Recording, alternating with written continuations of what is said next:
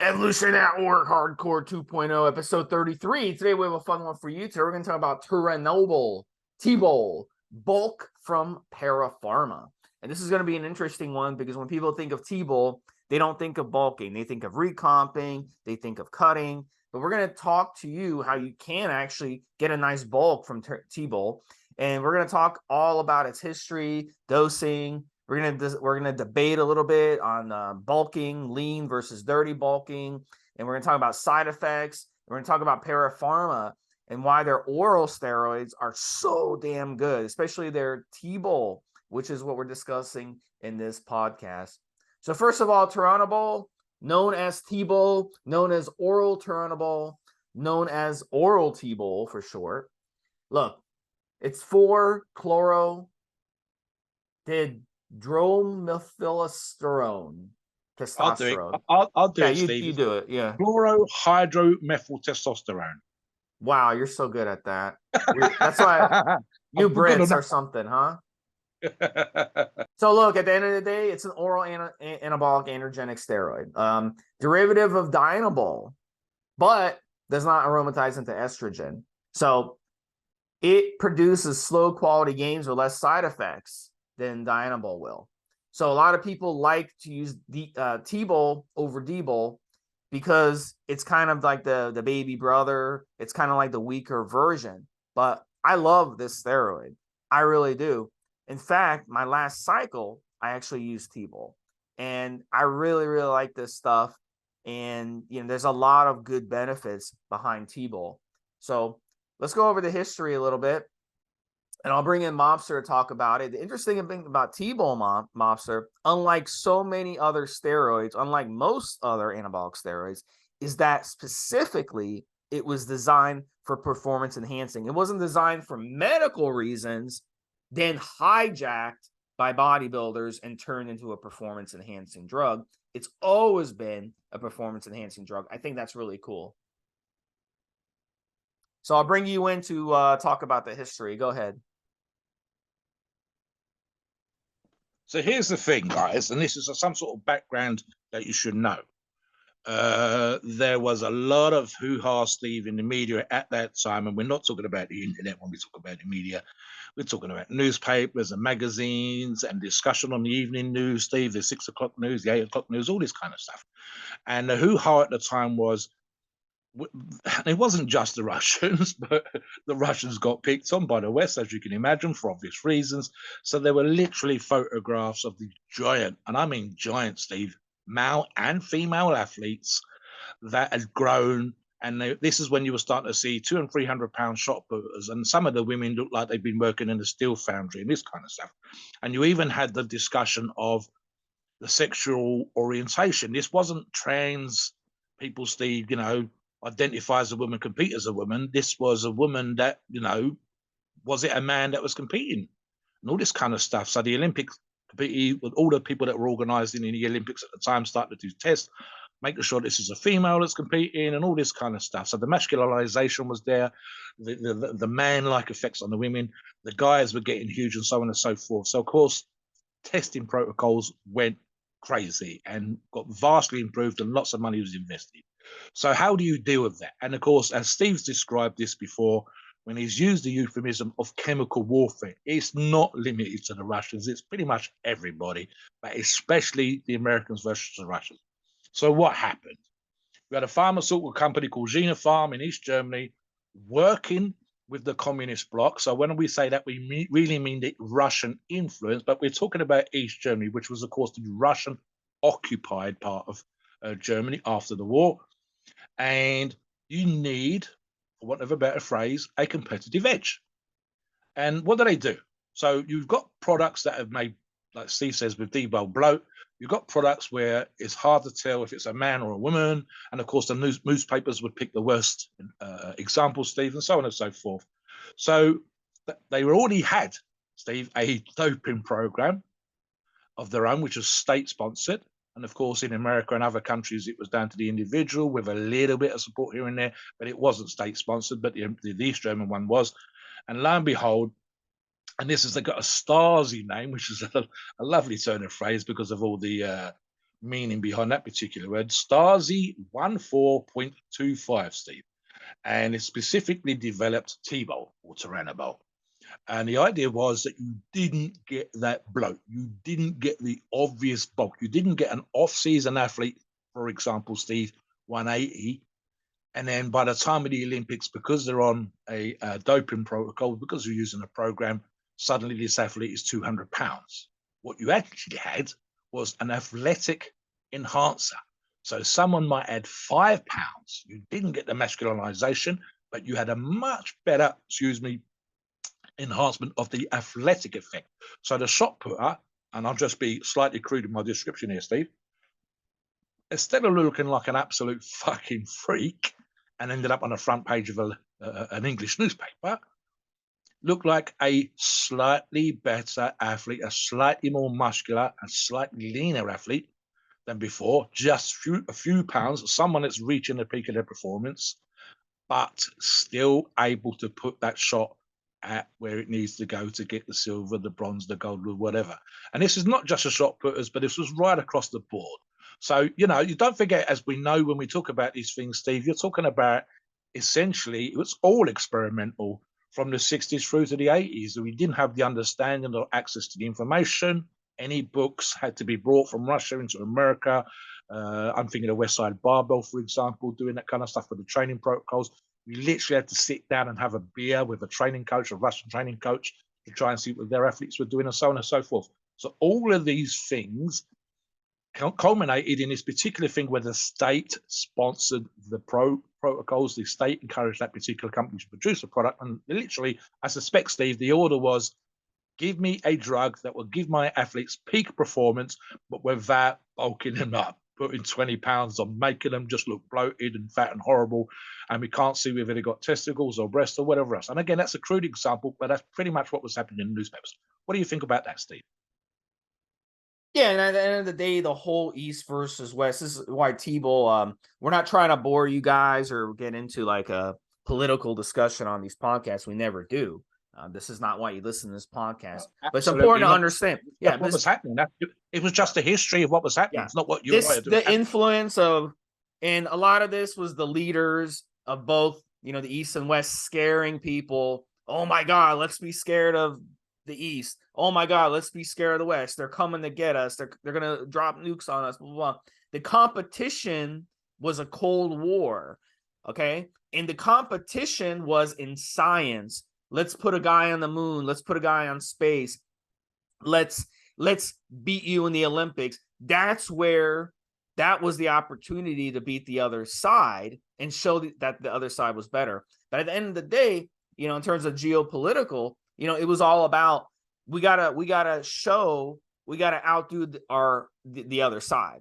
And it's funny because now in America in hockey, you've got all these Russian hockey players who are some of the best in the world, but nobody says anything about that. It's like, okay, that they're Russian people playing in the NHL. No one says anything about that.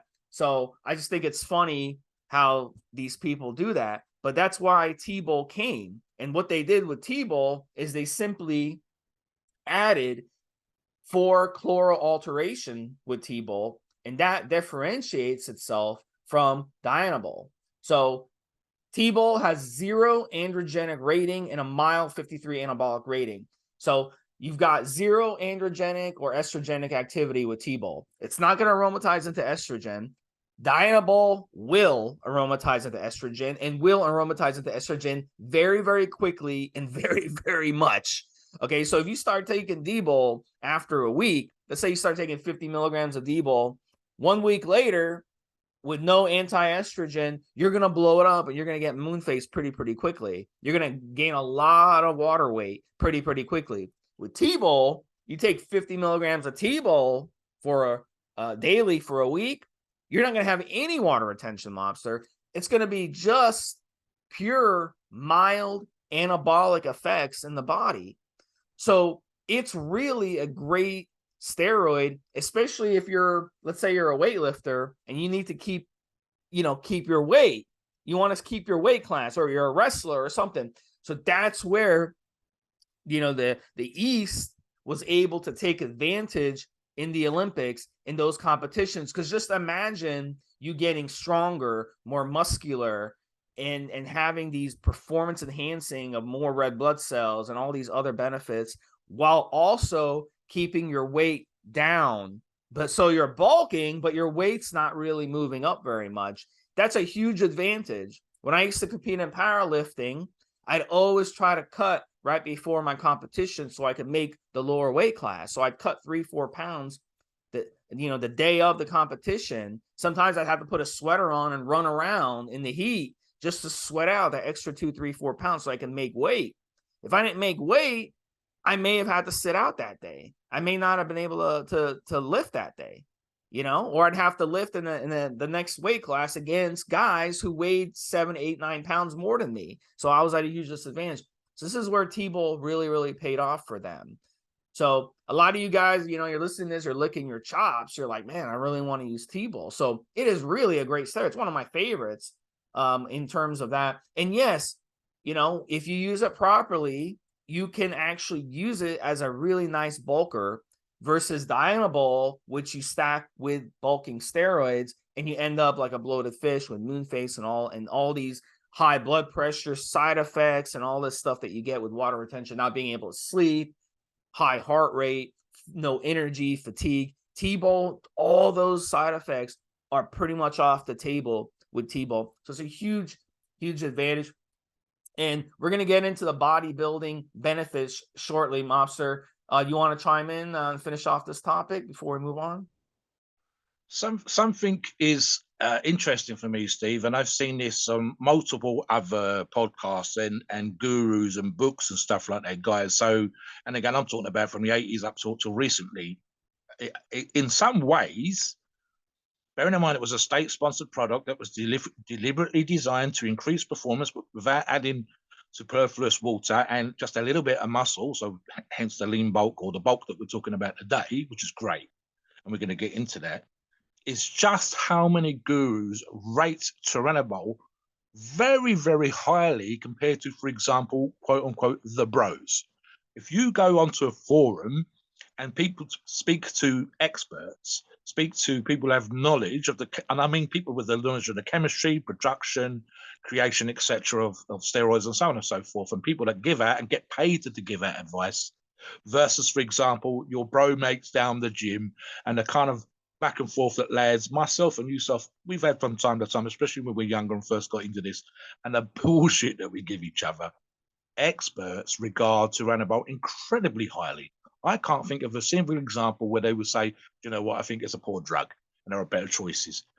For, I say, athletic performance especially, it's absolutely amazing. Lean gains is absolutely amazing. And because, of course, you're not gaining that superfluous water, etc., etc. So what you do gain tends to be pure muscle. What you do see is better performance, especially athletically. But again, if you go into most forums, and I can think of the really, really big ones, bodybuilding.com, whatever, and or Reddit, Stephen, you went on there and you said, I don't know, there's so many more popular steroids that get rated above that by users, and yet the experts rate Turinabol highly again and again and again. I can't think of one example where I've seen that they didn't rate it very highly. So yeah, it's fascinating for me. We've said this on podcast. So this is the reason why we're doing this podcast today, because it is so goddamn good. And you should look at it, and you should certainly listen to this podcast and consider it if you're going to think about use it in a stack, but especially for athletic or gym type lifts, etc., performance increase. Back to you, Steve. So let's go over to bodybuilding benefits, and then we're going to get into a nice discussion / debate about defining bulking and all that good stuff. But first, we got to understand what the benefits are. So look, at the end of the day, on the surface, Tbol doesn't seem like a great bulking steroid at all. So using it by itself, it's not going to be a great bulker. You definitely need to stack it. And we know that. And we're going to get into dosing and cycling it as well on the fourth segment. But look, at the end of the day, one of the benefits in bodybuilding is that it does not aromatize. And as I went over that. So you're not going to have to worry about estrogenic side effects. And that's huge. And we're going to get into that as well on the fifth segment about side effects. But Bottom line with the benefits, you're looking at a mild anabolic effect. Okay. You're going to get results without putting on water, results without putting on body fat. This is really, really a good advantage for those of you who want to definitely have results, but you hate that moon face look. You know, you hate that round face look, that smooth look of the muscles. Tighter muscles without that puffy look. A lot of you like that. Increase in strength. It's a good one for strength. You'll get really, really good results with strength, surprisingly. Lean muscle mass. It's gonna help you put on lean muscle mass.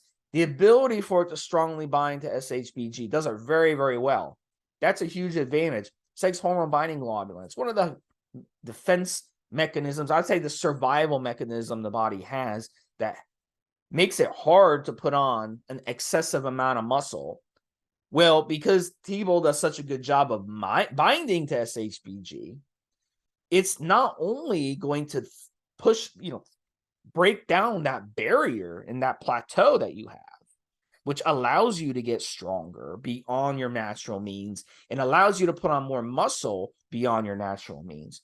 But it's also going to help the other steroids that you're stacking with Tbol and your testosterone that you're already producing in your body as it is. It's going to help increase that free in testosterone. So you have bound testosterone, you have unbound testosterone. Free testosterone is what matters. Free testosterone is what your body actually utilizes. Total testosterone isn't as important as free testosterone. In fact, total testosterone doesn't mean nothing. It was only free testosterone actually works. So it's usually like a 15% ratio of total testosterone versus free testosterone that your body actually utilizes. Well, when you run Tbol, it goes up to 20%, 25%, right? So you're able to free up more testosterone for your body to utilize. And it's also making the other steroids you're using much more effective. And then the last couple, really the last advantage is low side effects. We're going to get into side effects in a bit, but the side effects with Tbol is going to be quite low. So it's nice for performance. I like to use it in performance. If I'm going and I'm training for a triathlon, Tbol is one of my top 2 or 3 steroids that I'm going to probably utilize. Equipoise is another one that I'm going to utilize. It's because these have low side effects, but they give you the performance enhancing that will help your performance. Okay? If you want something that's going to really help you take things to another level. I don't care if you're a runner, weightlifter, bodybuilder, whatever, basketball player, football player, soccer player, whatever you like, all right? It's going to help you increase your performance. It is great. And that's what they wanted. It was really a brilliant thing that they came up with, and it really made a difference in the Olympics. And again, I'll repeat this, what I said at the beginning, Mobster. No medical uses for Tbol. It was simply designed for performance enhancing. So that is pretty cool. That's been from the start for performance enhancing and still to this day is used for performance enhancing. And it's been 50 years that it's still popular to this day by a lot of people.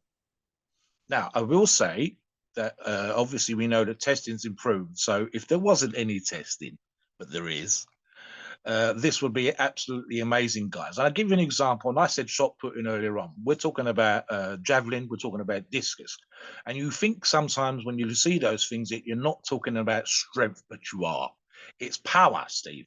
The ability to do certain particular, even putting a shot, Steve, requires you to be kind of almost gymnastic when it comes to turning around in that little circle that they use and spinning around in a particular way. So there's an athletic performance, but it's almost gymnastic. I couldn't do it, Steve. I'd probably fall over my feet. But in terms of any of those kind of sports, I'm thinking of CrossFit would be a great example now, Steve, where you need a little bit of skill, but you need a certain peak performance of power.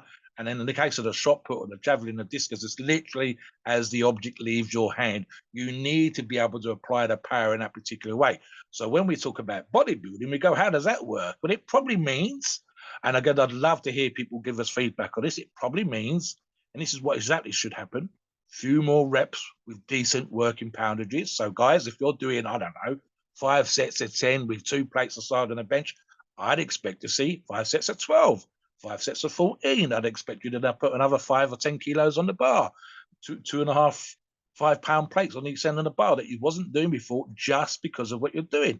You might find, for example, that the whole workout, in terms of your fatigue and muscular pains and aches, etc., etc., these are just simple ways. They're not scientific, but simple ways of giving a sort of a sense of the kind of feeling that you should have on it. Would be that the amount of workout you was able to do was the same, but in less time, or you was able to do more work. And that's exactly how sports science works sometimes, Steve, in the same amount of time. So a great example of that, Steve, is the sets, the reps, the volume. When you do the poundage or the tonnage per workout, and if I said you've only got 50 minutes, I'd expect your numbers for the 50 minutes, your total poundage, your total tonnage, to have gone up somewhere between 5 to 10%. That's just a sense of how that stuff's going to be. And again, when we're talking about bulking as we are today, I'd expect, for example, a little bit leaner, a little bit tighter, small nuances. And again, listen, not every person listening to this podcast wants to be 300 pounds. Some of you just want to look good for the clubs and the beach and whatever else. So if I go, hey, your waist has gone down 1/2 inch, your thighs look a little bit tighter, the definitions there, those are the kind of things you look. And here's another one, Steve. And I'm just thinking, especially for those of you that work in certain environments where people would notice if you put on 20 pounds with Tbol or whatever. Some of those people, and we've seen these on the forum, Steve, they would love Tbol because literally performance in the gym's gone up. They look a little bit leaner and a little bit tighter. And someone will say, hey, you're looking better. This is perfect for that. You don't go crazy. You don't go away for a long weekend and come back 4 or 5 pounds heavier. The Tbol's not that, but you would feel good. The shirt fits better. The collar's not so tight, and so on and so forth. And people are not freaking out going, why is he having chicken and rice? Why is he up 20 pounds? All that kind of vibe. So this is perfect for you. The models, the photo shoots, this is a lovely drug, a lovely performance enhancer for that particular niche. Back to you, Steve. All right, so let's get into dosing and cycling. So Para Pharma, they have a really, really good Tbol, Mobster. Comes in 20 milligram per tab, and it's 100 tablets in the sachet. Not expensive. That's another really cool thing about Tbol. It's not expensive at all. And you can buy a cycle of it. You can use it on your cycle to kickstart, stack, finish, whatever. It's not going to cost you very much to do that. So it's a really good addition to any cycle. So look, it comes in 20. Now you can always cut the tab in half. You can bite it in half, or you can get a pill cutter, or you just like cut it in half, whatever, with a knife, or you can just cut it with your fingers. It's not that big of a deal. So you can run anywhere from 10, 20, 30, 40, 50, 60 milligrams a day. Just depends on the situation. I've always got good results on Tbol, for performance, somewhere between 20 and 30 milligrams a day. I don't need much, if you increase it too much, that's going to, add to some of the issues that, some of the side effects, which we'll discuss shortly. So you don't want to go too high on it. And when you're stacking it, because like I said in the last segment, the way it binds to SHBG, it's going to help your cycle, whether you run it at 20 or whether you run it at 50, it's still going to help bind to the SHBG, make the other steroids work good around it.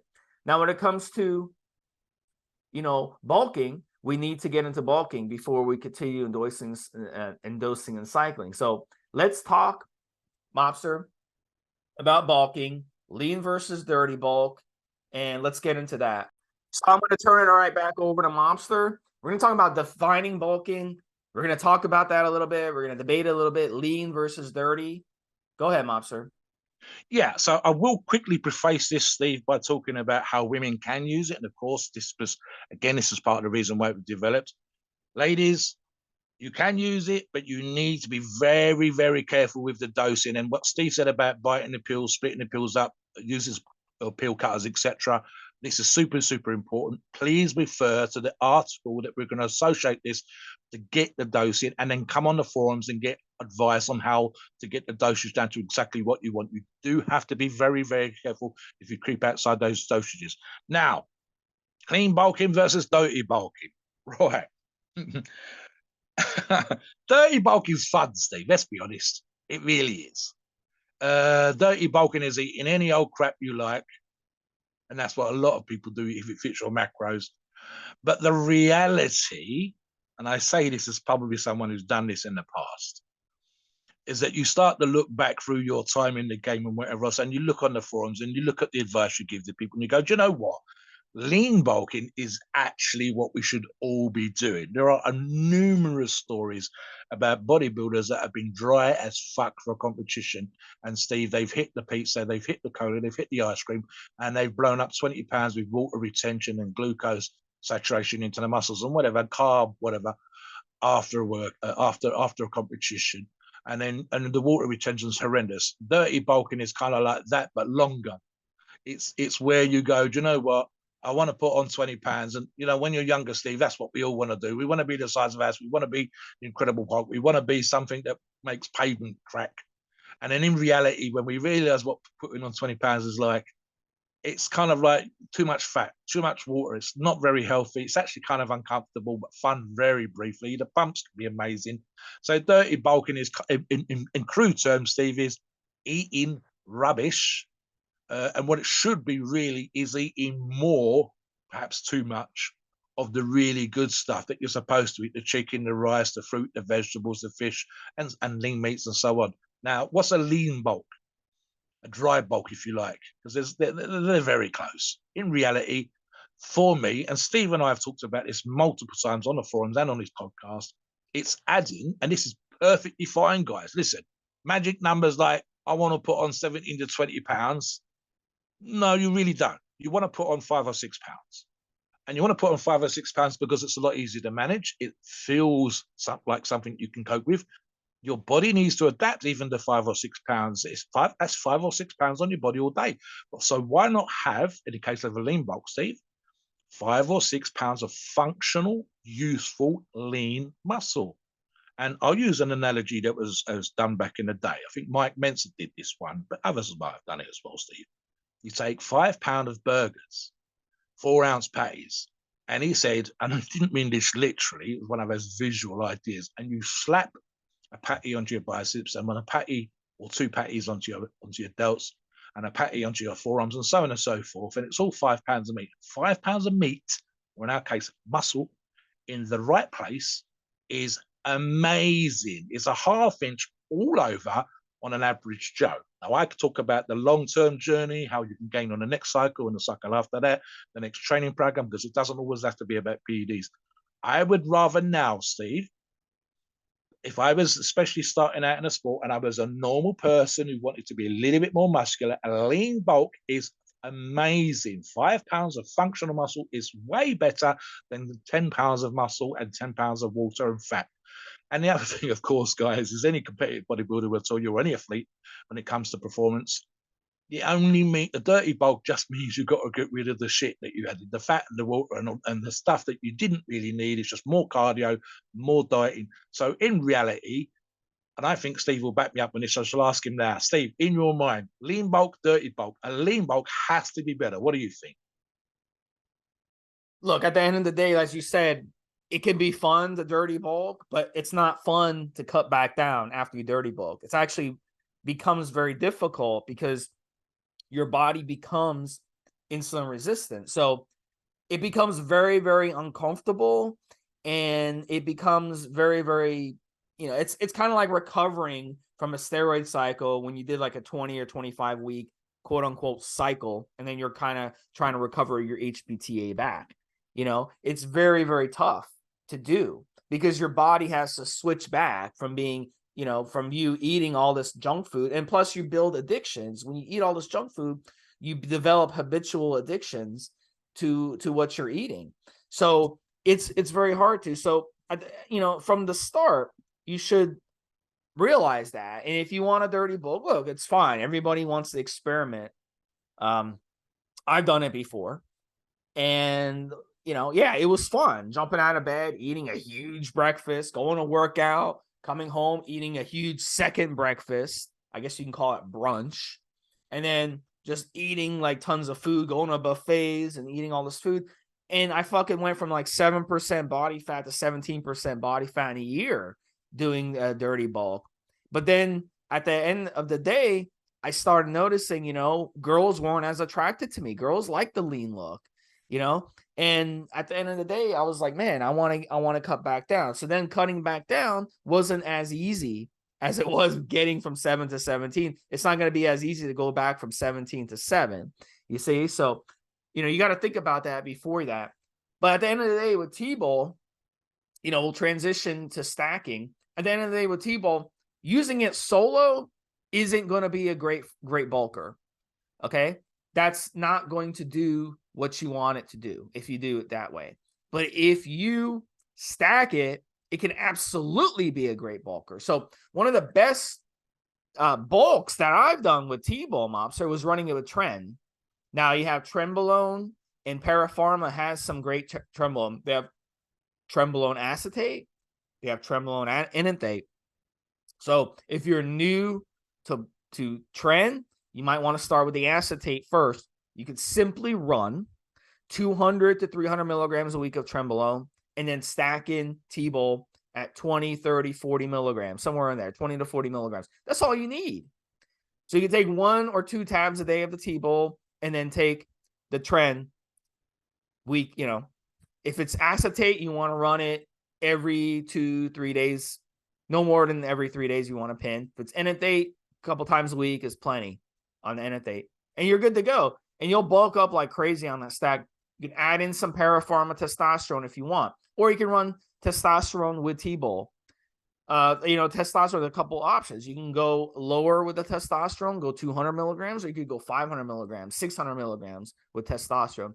It just depends on how you react to testosterone, where you want to go. But you can absolutely bulk beautifully on that stack, because remember, in either case, it's going to make your Tren work better. So you're going to be able to run a little less Tren. Plus, you're using Para Pharma, which is great gear in itself.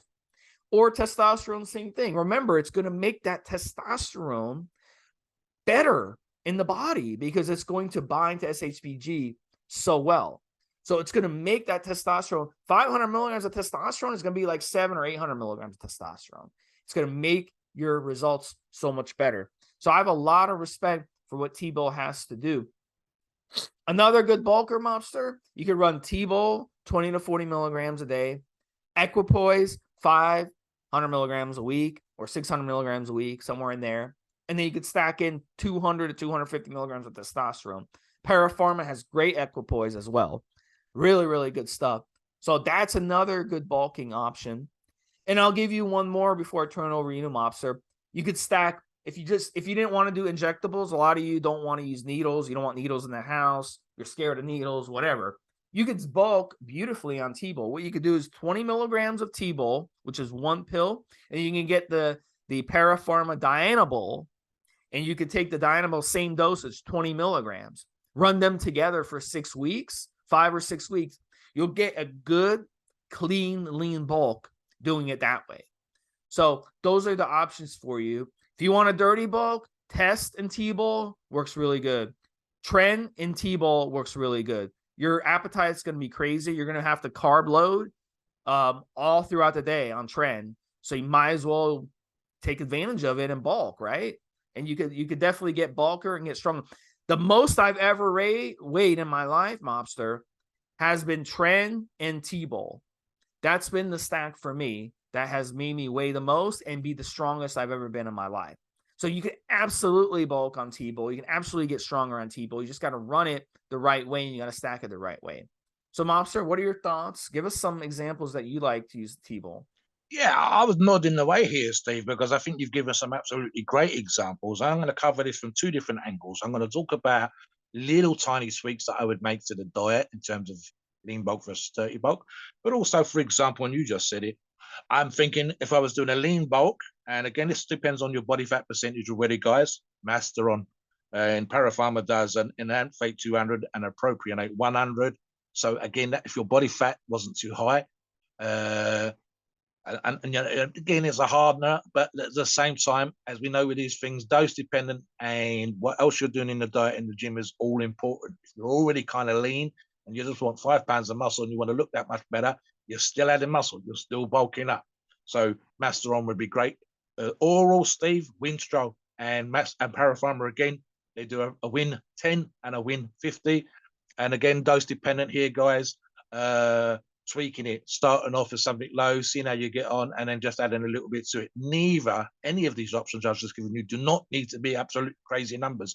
That's lean bulking. Steve's talked about Dynabol. If you wanted to add that magic combination of performance enhancement, a little bit of muscle, and then just sheer bulk, then Dynabol would be great. I'd probably keep that to a low dose, Steve, because hell, you don't need loads of Tbol. You certainly don't need loads of Dynabol, and 30 milligrams, no higher than 50 milligrams of Dynabol is absolutely amazing for 99% of our listeners.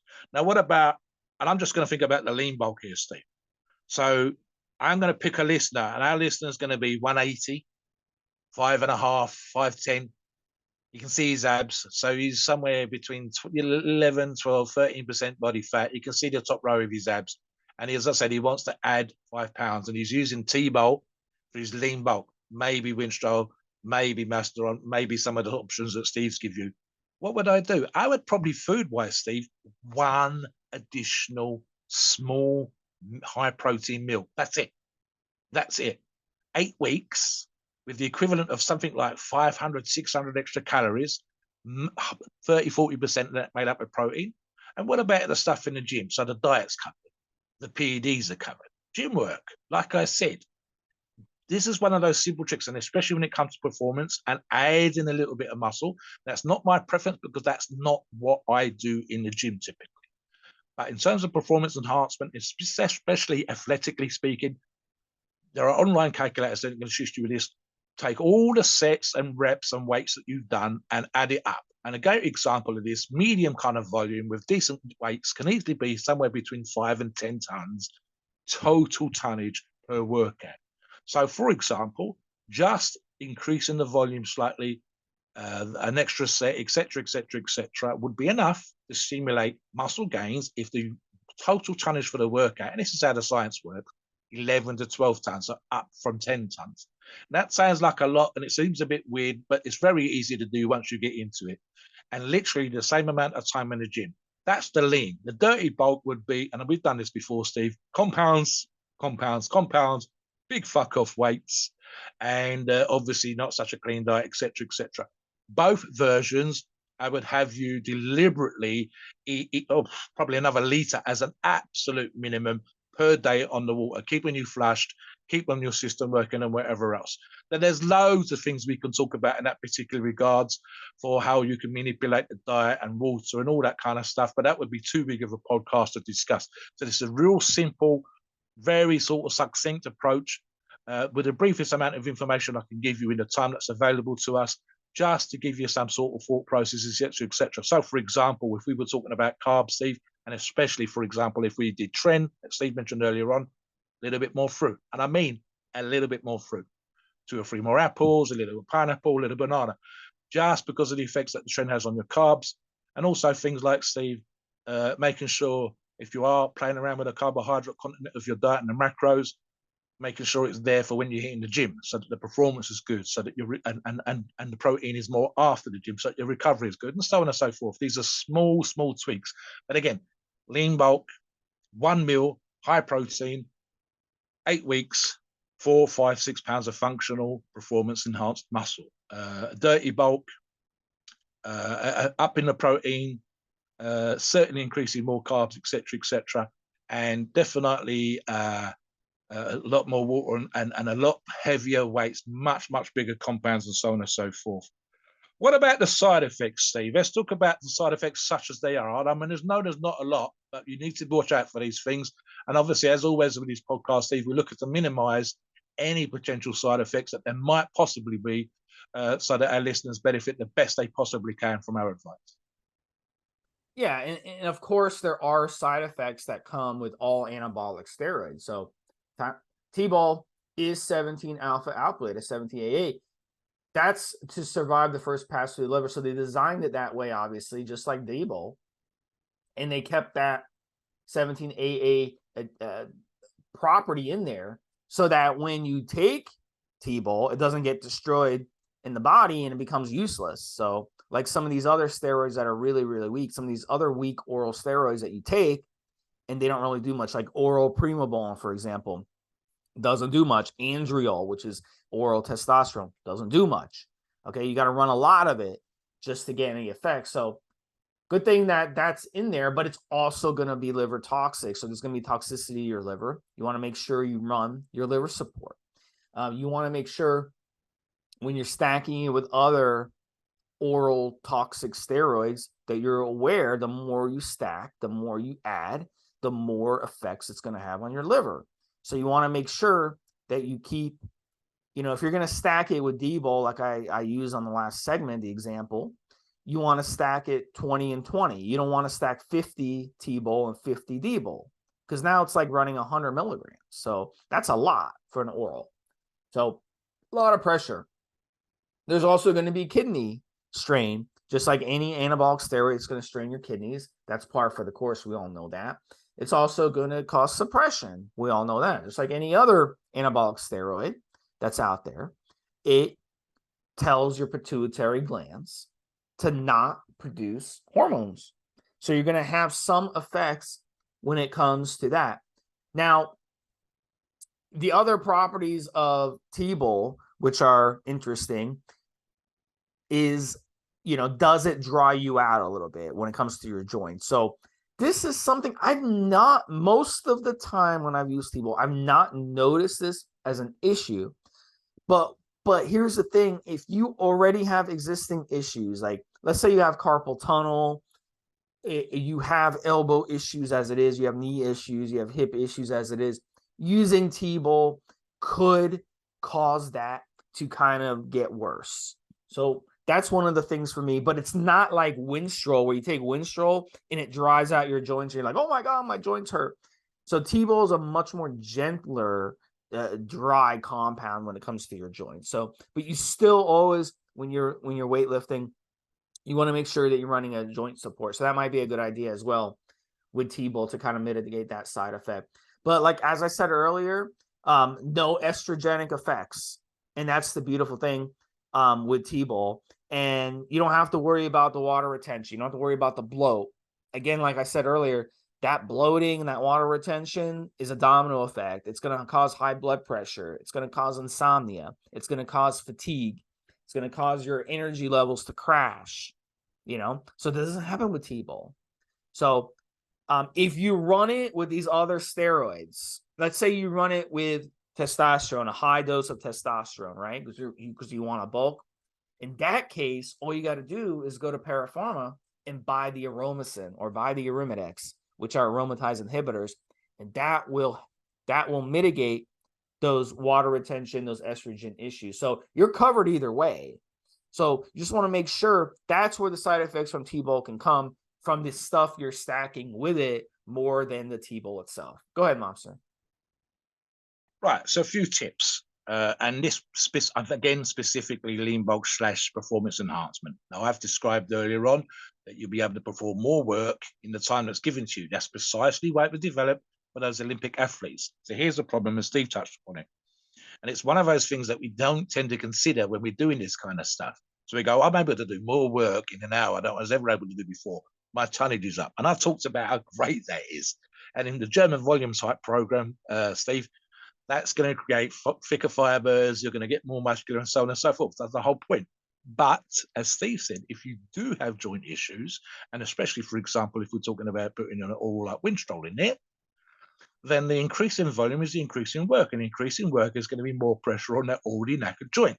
So in a perverse way, and this is a simple piece of advice, go off and rest and rehab and change the exercise and do something different. So for example, Steve, if we were talking about dry joints around the elbows or elbow tendonitis because you've been doing a particular tricep exercise, do something else. Do something else for that 8 weeks. I'm as bad as the rest of the guys when it comes to doing certain exercises I like to do all the time, but you can't then complain that my elbow hurts or my shoulder hurts because of doing the same goddamn exercise all the time. So simply just changing the exercise and being aware that an increase in volume might cause problems. Right? Simple fixes are rest and rehab that we talked about, changing the exercise like I just mentioned, making sure your fish oils are in there and so on. In terms of the organ stress, and specifically because we're talking about an oral here, you've got to use an organ support product like N2 Guard or similar. Absolutely 100%. Again, just because it's Turinabol and it's sports performance enhancement for the Olympic athletes doesn't mean that you're not going to have issues after you come off. So you must do a proper PCT. And again, you can get product like that from Para Pharma, 100%. On the orals thing, Steve, and I think this is in the article, I would actually agree with what the article says. I would probably not run more than 2 orals to minimize the stress on my body. So there's that actual thing that you should think about, guys. And of course, you can always mix it up. We said this already with a trend, with an injectable, and so on and so forth. But be aware, just because it has amazing sports performance enhancement properties, that's specifically what it developed for, it doesn't mean that you don't need to run a proper PCT. Back to you for a second, Steve. Yeah, and yeah, definitely you want to do a PCT with all anabolic steroids, and Tbol isn't any different when it comes to that. So if you're running it by itself, you know, you don't need so much of a PCT. You can do like a mini PCT. If you're running it by itself for 4 to 6 weeks just to try it out, you don't need much. But if you're going to start stacking injectables with it and go longer, you definitely need to do that.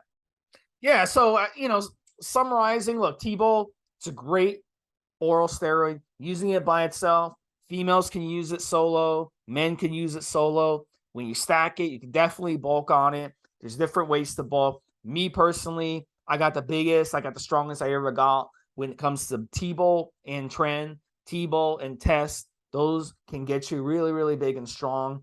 It's a really, really good addition to any steroid cycle. It helps the whole cycle work better. It's really, really great steroid. So, you know, go on Para Pharma and grab a couple packs of it and try it out yourself. I think you'll like it. Very, very underrated steroid, Mobster. A lot of people don't know about Tbol. A lot of people misunderstand Tbol. I see a lot of misinformation out there about Tbol, even from some smart people. They don't really understand. They look at it on paper to say, oh, it's zero androgenic. It's only at 50 anabolic. So it's a weak steroid. It's a crappy steroid. It doesn't do anything. It's just not true. It really is. It's one of my favorite oral steroids out there. I have a lot of respect for it. You just got to know how to run it properly, and you got to understand how it works. So I personally, one of my favorites, definitely try it out. If you've never used it before, try it out. If you have used it before, give it a shot again, but this time try some interesting stacks that we've talked about. Mobster? Yeah, absolutely, Steve. I mean, I'll say what I said earlier on, right? The number of experts they do regard this is unbelievable. So here's the thing, and you know what I think it is, Steve? I think it's just literally lack of experience, because something that sometimes happens. And bearing in mind that on this podcast we will talk about pretty much all the performance enhancing drugs that there are, especially the most common when we do this podcast.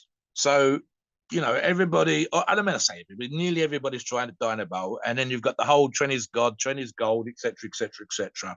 So, and then of course, you know, Test is king, and Test should be in every cycle, and all the usual bro science bollocks, whatever else. And there's an argument to be made to say that that's kind of the same path that we all end up taking before we start to get experience, before we start to realize actually we should have looked more into the details. We should have listened to more of these Para Pharma podcasts.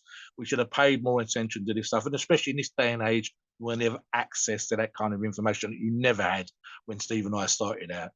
So I think it's just literally that most people, the majority of users that have already got some experience, haven't tried Turinabol yet. They haven't tried Tbol yet. And it's as simple as that. And then once they do, and especially, as I said, this is the thing as well, Steve, and I'm thinking about the more modern athletes, and I use that term loosely here. So there is an enormous percentage. This particular comment I'm going to give you now is aimed especially at these listeners.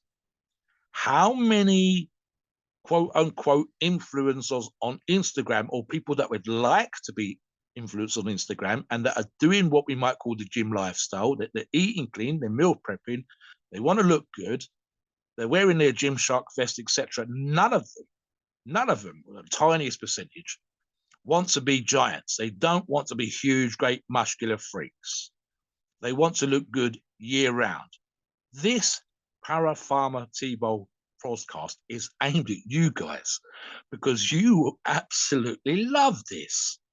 It will make you do more in the gym. It will increase the work that you can do in the gym, and you won't be freakish. You will still, as Steve said, have those lines, that V into your stomach that girls love. There will be the guys that walk around and invest in the gym all the time. Now, we tease and we joke and we do whatever. Listen, right, it's a difference between one gym user and the next, Steve, but ultimately, there is a huge, huge audience percentage in this podcast and elsewhere, Steve, that just want to look good. In shorts, in a vest, driving their car. They want the little bicep popping. They want a little bit of line on the pec. Turinabol from Para Pharma is absolutely fucking amazing for that percentage of the audience. Now, will it work for others? Of course it will. Can you dirty bulk and get strong? Yes. Can you combine it with other things? Yes.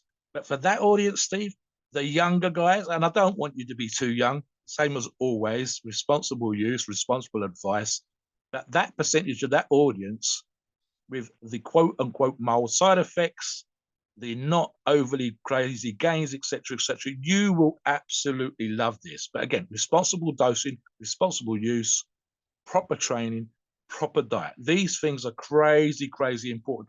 And I want you to remember at all times that sort of stuff is the way. Come on this podcast and listen to that kind of information for precisely those kind of things. Now, I want to touch upon, and I'll let Steve jump in on this as well, as the finish, as we always do. Why is Para Pharma so highly regarded? Okay. Length of time in the industry. What does that mean? I know, and I've mentioned this on other podcasts, of labs that have lasted 6 months. I have magazines in history of the game where you could read about raids in Mexico, south of the border, and yada, yada, yada, and the situations. I can find for you listeners, and you can find these yourself, video clips. When we talk about kitchen sink UGLs, we're not joking. I can think of one particular video, Steve, covered in polythene. Another video with Dave Crossland where they are in a lockup with a coffee table and a microwave making steroids. UG Freak, Para Pharma specifically, sorry, Steve, is absolutely been in the game long enough that they're a professional outfit. They've been in the game long enough that they've built up a reputation. They've been around well over a decade. I think it's coming up on 14 years, never mind 13 years. What else? And this should be applied to all approved sources, but I'm speaking specifically today about Para Pharma. Right. Well, as I talk to you, listeners, I'm looking at their lab test page. You can see the products, you can see the lab test, you can see the dosing taken from their product batches and sent off to an independent lab, and check these out for yourself. With any source, and again, Para Pharma, you can contact them and you can say, has this product been tested? When did you last get the lab test? And so on and so forth. Could you send me an up-to-date certificate? All these kind of things. This is the sort of stuff you want to do. Silly little things, and I've touched on this in other podcasts before, Steve. Just the look of the products. I've said before that if you take a company like Para Pharma and you're just about to start out in the industry, and bear in mind Para Pharma had been around a lot longer than that, their products look different. Whether it's the black labeling, whether it's the holograms, whether it's the look of design, etc., that's gone into that. And I touched on this in another podcast, Steve, when I said just to put that together, just to produce something that's completely different from the rest of the industry. For example, a lot of the industry use white little sealed sachets for their pills, for their orals, versus, for example, Para Pharma using black. Okay, so you're asking a company to produce something that he hasn't produced for anybody else.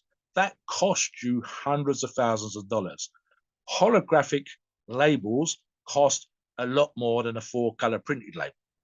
Making sure that you have peel-off sections and you can batch numbers and all these kind of things and lab numbers and all that kind of stuff, everything, those kind of things that makes it specifically unique for each bag, for each sachet, for each vial, is a lot harder than, for example, pre-printing that stuff onto a box. and not including it on the label on the vial, not including it on the label on the sachet. Those things that are very, very difficult. And then here's another thing, and I think I'll let Steve jump in when I get into this bit. Steve and I have used their products. I can think of other companies' products that I've used, and I've named those on other podcasts. But I am cycling right now, listener, Para Pharma products right now. As I do this podcast, I've got another 2 weeks to go of the particular cycle that I'm running. So I can say specifically that I've used their products. This is not just, we get paid or whatever, Steve. I am using their products right now. I could talk about how they feel, how I'm responding, how I'm getting stronger in the gym, all that kind of stuff, Steve. So when you can say that, honestly, hand on heart, as you do a podcast, that is the experience that I, as the person doing this podcast with Steve, can talk about with you, the listener. And then you've got to turn around and say, okay, have you run it? Yes. How did you get on with it? Great. What's the quality of the product? On top point. Lab tests is great. I love to see all these kind of things. What do you think makes a good professional source, Steve, and why specifically Para Pharma from your side? Look, you need to be able to trust your source. You need to be able to buy from a source and know you're getting what you think you're getting. That's going to be the number one thing that you need. And that's what Para Pharma does. They sell what they say they're going to sell. If you buy Tbol from them, you know you're getting Tbol. And look, a lot of sources out there, they just don't care. And they're incompetent. They'll sell you Tbol and it's really Winstrol. They'll sell you Tbol and it's really D-Bol. They'll sell you underdosed Tbol. They'll sell you Tbol that's got fillers, lots of fillers, and it's only like 30% Tbol and it's 70% sugar or 70% other fillers that's in there, baking soda, whatever they use. And it's really look, it's at the end of the day, you've got to trust your source. It's a shame if you run a cycle and at the end of the cycle you realize, man, I screwed up. This is not what I wanted to use. And that's what happens in a lot of these cases. So you've got to make sure that you're always using legitimate source. There's no excuse for it. And you've got to make sure that when you use anabolic steroids that you're using what you want to use. Can you imagine running Tbol, what you think is Tbol, and you stack it with testosterone, but it's really D-Bol?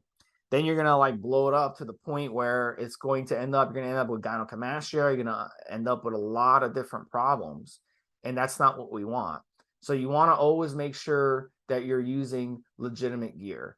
And that's going to be the number one thing to do. Mobster?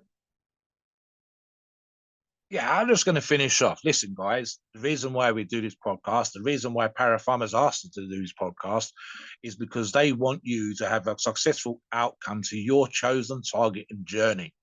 Yours might be different from mine. It might be different from Steve's, and ours has changed as we've gone along. So we want to use it specifically today with Turinabol, but specifically Turinabol bulk. And again, our favorite choice today would be a lean bulk over a dirty bulk. We want you to get the right kind of advice, solid advice, optimal dosing, optimal outcome, so that you can come back and, I'm glad I listened to this podcast. I gained 5 solid ass pounds. I look better when I look in the mirror. People have actually commented at work. I went to the bar last night and someone said, hey, great arms. It might have been one of the fellas, but it'd be really cool if it was one of the girls, and that kind of vibe. That's what we want. We want you to have a successful outcome from the cycle, from what you're doing, and so on and so forth. So this is the reason why we do this podcast. We want solid information going out there, and we want you to give us feedback on that. We want you to say, listen, and this is especially applied here, and I think it's a little new thought or comment on my particular behalf. Right, so we always want feedback, and we always want to see your comments on these podcasts, especially the YouTube comments, etc. I want you, if you can, listener, to tell us what you've done, what Para Pharma stack. It doesn't have to be Tbol, but if you run a Para Pharma stack, tell us how you got on with that Para Pharma stack, your results, and especially if it was a Turinabol stack, a Tbol stack, I especially want to hear from you. And we'll definitely try to run a podcast at some point in the future where I would love to be able to turn around and read out those readers' comments and listeners' comments and say, listen, this is what happened, this is how they got on, and especially, Steve, if they were super successful. So listeners, if you need to, go back to the beginning, listen to the advice about performance, listen to the advice about lean bulking, Go with us in terms of what we talked about with the optimal dosing and getting good results long term. And I want to know, and Para Pharma will support you in that journey with top quality products. Just to finish off there, Steve. Yeah, finish it up. Take us to the disclaimer.